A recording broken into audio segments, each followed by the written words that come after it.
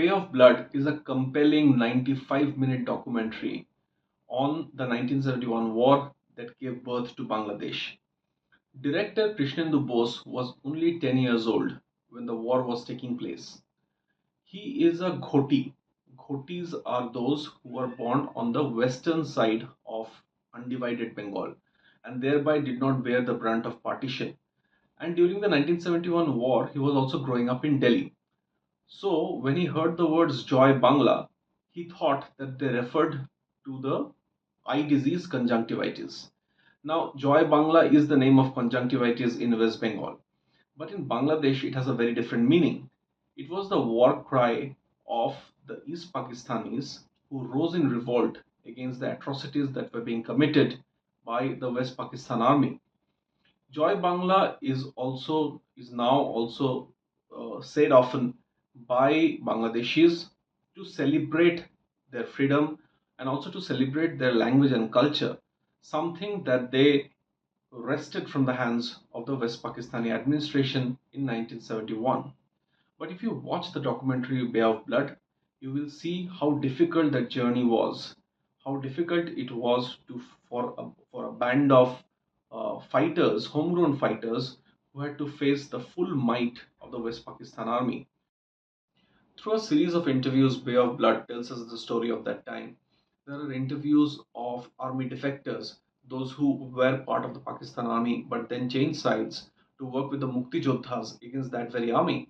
Then there are interviews of rape survivors, the Biranganas as they are called in Bangladesh today, who faced the horrific rapes and tortures in the hands of West Pakistani army.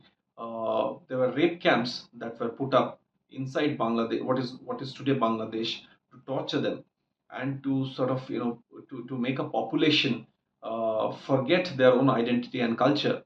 One of the most interesting interviews in the documentary is that of the famous Bangladeshi cricketer Rakibul Hassan. Rakibul was a young cricketer when the war was happening. In the February of 1971, Pakistan was playing an international cricket match against the Commonwealth side. The young Rakibul, who was the only East Pakistani in the Pakistan cricket team, walked out into the stadium with a sticker on his bat which said Joy Bangla. The audience spotted the sticker and rose up in cheer. Across the stadium, people began shouting Joy Bangla. This, of course, did not go down well with the West Pakistani administration, and they decided it was high time that they send the army in to Dhaka and other parts of of what is today Bangladesh, to stop this need for an independent nation. Uh, Rakibul's interview is in Bay of Blood, and he said that how after that his career almost came to an end because he had to hide, and what he did instead was replace the cricket bat with a rifle and fight the war for Bangladesh alongside the Mukti Jodhas. Like I said, it's a compelling documentary, Bay of Blood, but one serious miss that I found in the documentary was that the director did not speak about the selective genocide that has been mentioned in several places that speaks of the 1971 war and what happened in Bangladesh during that time. Selective genocide is a term used by Archer Blood, who was the American envoy to Bangladesh, East Pakistan rather, during that time, and he sent cables to the US administration in Washington saying that the West Pakistani army is selectively targeting Hindus in what is now Bangladesh and at that time was in East Pakistan, and they are almost cleansing that landmass of Hindus. Now, nowhere in the documentary is the word selective genocide mentioned in Bay of Blood.